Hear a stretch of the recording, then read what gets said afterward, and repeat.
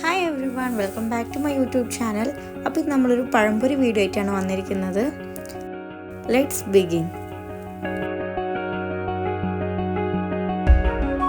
അപ്പം നമുക്ക് പഴംപൊരിക്ക് ആവശ്യമായ മൈദ നമുക്ക് ഈ ഒരു പാത്രത്തിലേക്ക് ഇട്ട് കൊടുക്കാം. ഞാൻ 1 കപ്പ് മൈദയാണ് ഇവിടെ യൂസ് ചെയ്തിരിക്കുന്നത്. ഞാനിവിടെ കാണിക്കുന്ന 2 പഴത്തിനുള്ള ഒരു പഴംപൊരിയുടെ അളവിലാണ്. ഇത് മൈദയിലോട്ട് നമ്മളൊരു മുട്ട കൂടെ ആഡ് ചെയ്യുന്നുണ്ട്. ഇത് പഴംപൊരി നല്ല ക്രിസ്പി ആയിട്ടും അതുപോലെ തന്നെ സോഫ്റ്റ് ആയിട്ടും കിട്ടാൻ വേണ്ടിയിട്ടാണ് ഇങ്ങനെ ആഡ് ചെയ്യുന്നത്. നമ്മളൊരു പിഞ്ച് ഉപ്പ് അതിലേക്ക് ചേർത്ത് കൊടുക്കുന്നുണ്ട്. അതുപോലെ 3 സ്പൂൺ പഞ്ചസാര നമ്മളിതിലേക്ക് ചേർത്ത് കൊടുക്കുന്നുണ്ട്. അതിൻ്റെ കൂടെ നമ്മളൊരു ഫ്ലേവറിന് വേണ്ടി ഏലക്ക പൊടിച്ചത് കൂടെ ചേർത്ത് കൊടുക്കുന്നുണ്ട്.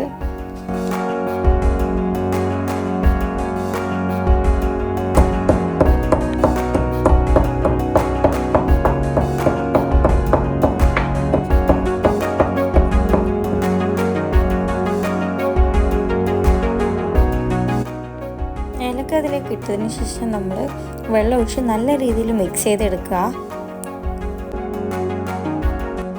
നമ്മൾ ഒന്നിച്ച് ഒരുപാട് വെള്ളം ഒഴിക്കാതെ കുറച്ച് വെള്ളം ഒഴിച്ച് മിക്സ് ചെയ്ത് കുറച്ച് വെള്ളം ഒഴിച്ച് മിക്സ് ചെയ്ത് അങ്ങനെ ചെയ്യുന്നതാണ് നല്ലത്. അല്ലെങ്കിൽ തന്നെ ഇത് നമുക്ക് ലംസൊക്കെ കുടുങ്ങാൻ സാധ്യത വളരെ കൂടുതലാണ്.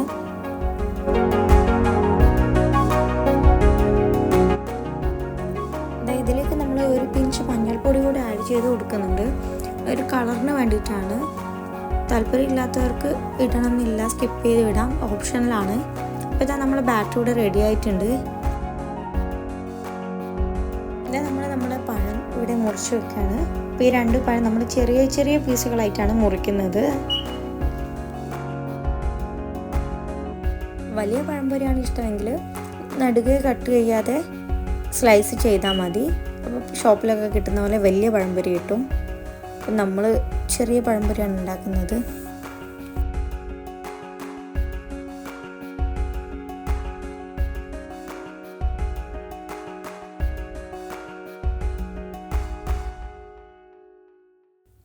ഇതാ നമ്മുടെ പഴവും ബാറ്ററൊക്കെ ഇവിടെ റെഡി ആയിട്ടുണ്ട്. അപ്പം നമുക്ക് അതിനെ ഫ്രൈ ചെയ്യാം. ഇതാ നമ്മൾ സ്റ്റൗവിലേക്ക് എണ്ണ വെച്ചിട്ട് കൊടുത്തിട്ടുണ്ട്. അതിൽ കുറച്ചുകൂടെ ആവശ്യമായ എണ്ണ കുറച്ചുകൂടെ നമ്മൾ ഒഴിച്ചു കൊടുക്കുന്നുണ്ട്.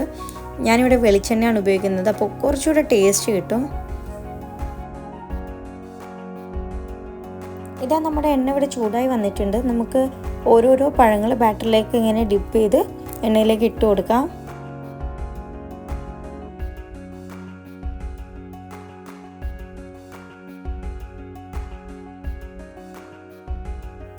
ഫ്ലെയിം മീഡിയം ഫ്ലെയിമിൽ വെക്കാൻ എന്തായാലും ശ്രദ്ധിക്കുക. ഹൈ ഫ്ലെയിം ആണെങ്കിൽ പഴം പെട്ടെന്ന് കരിഞ്ഞു പോവുകയും അതുപോലെ ലോ ഫ്ലെയിം ആണെങ്കിൽ ഉള്ളി വേവാത്ത പ്രശ്നമൊക്കെ വരും. അതുകൊണ്ട് മീഡിയം ഫ്ലെയിമിലാണെന്ന് ഉറപ്പ് വരുത്തുക.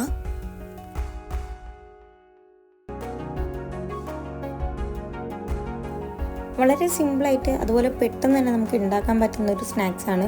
ഇപ്പം വൈകുന്നേരം എന്തെങ്കിലും കഴിക്കാനൊക്കെ തോന്നുന്ന സമയത്ത് പെട്ടെന്ന് തന്നെ നമുക്ക് ഉണ്ടാക്കാൻ പറ്റുന്ന ഒരു സ്നാക്സാണ്. ഇത് എല്ലാവർക്കും അറിയാവുന്ന റെസിപ്പി തന്നെയാണ്, എന്നാലും ഞാനൊന്ന് കാണിച്ചു തന്നേ ഉള്ളൂ.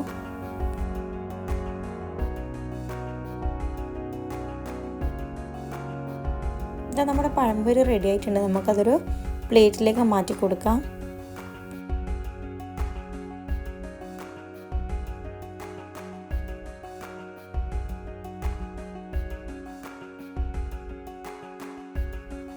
ഇതേപോലെ നമുക്ക് ബാക്കിയുള്ളവയും കൂടെ പൊരിച്ചെടുത്ത് വരാം.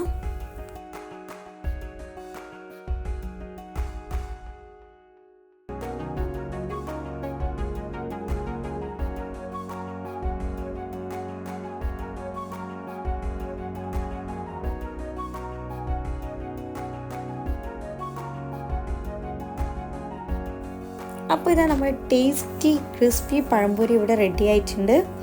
അപ്പോൾ അടുത്തൊരു വീഡിയോ കാണുന്നത് വരെ ബൈ ബൈ.